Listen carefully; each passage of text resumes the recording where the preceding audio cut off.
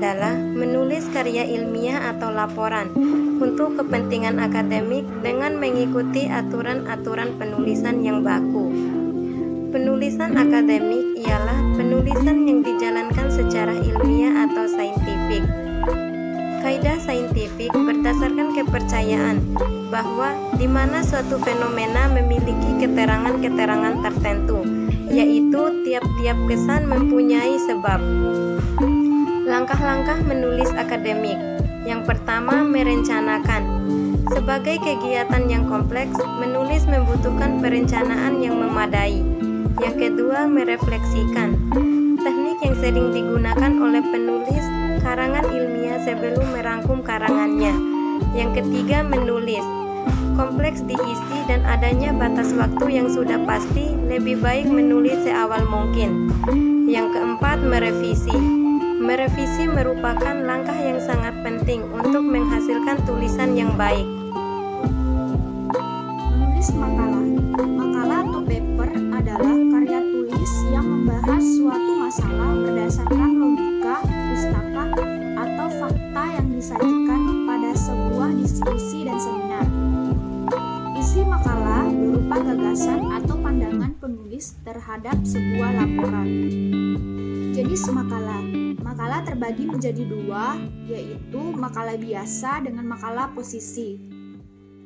Makalah biasa merupakan makalah untuk menunjukkan pemahamannya terhadap permasalahan yang dibahas. Makalah posisi. Penulis tidak hanya dituntut untuk mempelajari aliran teori tertentu, tetapi juga berbagai aliran dan pandangan orang yang berbeda-beda. Selanjutnya, menulis laporan. Laporan merupakan suatu bentuk dokumen yang sangat bervariasi, sehingga sulit untuk menentukan suatu batasan pengertian yang jelas. Secara umum, ada 5 tujuan laporan. Yang pertama yaitu mengambil suatu keputusan. Yang kedua, untuk mengatasi atau memecahkan suatu masalah. Yang ketiga, mengetahui perkembangan suatu keadaan. Yang keempat, menentukan langkah atau strategi yang digunakan untuk mengatasi suatu keadaan. Yang kelima, untuk menemukan fenomena atau gejala yang ada pada suatu objek atau keadaan untuk menentukan langkah yang tepat dan strategis untuk mengatasi suatu permasalahan tersebut.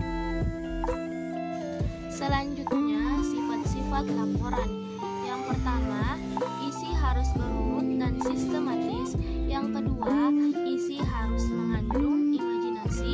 Yang ketiga, harus lengkap sesuai dengan ruang lingkupnya. Penyusunan laporan. Yang pertama, halaman judul. Yang kedua, daftar penyerahan. Yang ketiga, daftar isi. Yang keempat, intisari atau abstrak. Yang kelima, pendahuluan. Yang keenam, isi laporan. Yang ketujuh, simpulan dan saran. Yang kedelapan, bibliografi. Dan yang terakhir, format laporan. Selanjutnya, sistematika atau urutan dalam penyusunan makalah. Dalam menyusun makalah terdapat 6 komponen penting yang harus diperhatikan. Pertama, judul makalah dan identitas penulis makalah. Judul makalah adalah bagian yang dimana mencerminkan secara keseluruhan isi dari makalah tersebut, sehingga harus dituliskan dengan sebaik dan semenarik mungkin agar pembaca tertarik untuk membaca makalah tersebut. Penulisan judul makalah dituliskan dalam beberapa kata, bukan dalam kalimat yang panjang. Nama penulis makalah. Nama penulis makalah dituliskan dengan tujuan agar pembaca dapat mengetahui identitas dari penulis makalah tersebut. Selanjutnya, komponen yang kedua adalah abstrak dan kata kunci. Abstrak atau ringkasan merupakan intisari secara keseluruhan dari makalah tersebut. Dan kata kunci merupakan bagian yang terletak atau dituliskan di bagian bawah abstrak, yang dimana dituliskan dalam beberapa kata, misalnya 5 kata, yang merupakan kata-kata penting yang diambil dari isi makalah tersebut. Komponen yang ketiga adalah pendahuluan.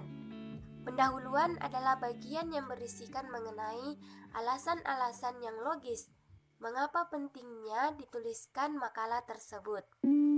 Kemudian komponen yang keempat adalah pembahasan. Pembahasan adalah yaitu bagian yang dimana menguraikan secara keseluruhan makalah atau isi makalah yang berkaitan dengan judul makalah. Kemudian komponen yang kelima. Komponen yang kelima adalah simpulan. Simpulan adalah bagian akhir dari makalah atau tulisan akhir dari makalah yang dimana di dalamnya berisikan solusi atau jawaban dari setiap rumusan masalah yang terdapat pada bagian pendahuluan. Dan komponen yang terakhir yang keenam adalah daftar pustaka. Daftar pustaka adalah bagian yang berisikan referensi-referensi seperti jurnal-jurnal atau e-book yang kita gunakan untuk dijadikan sebagai acuan dalam penulisan makalah. Selanjutnya, dasar-dasar laporan.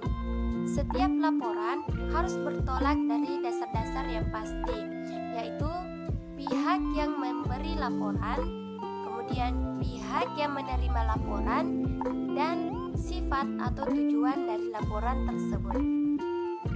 Kesalahan-kesalahan dalam menulis akademik. Yang pertama, kesalahan ejaan. Kesalahan ejaan disebabkan karena perubahan besar ejaan kata-kata yang disebabkan salah pengetikan.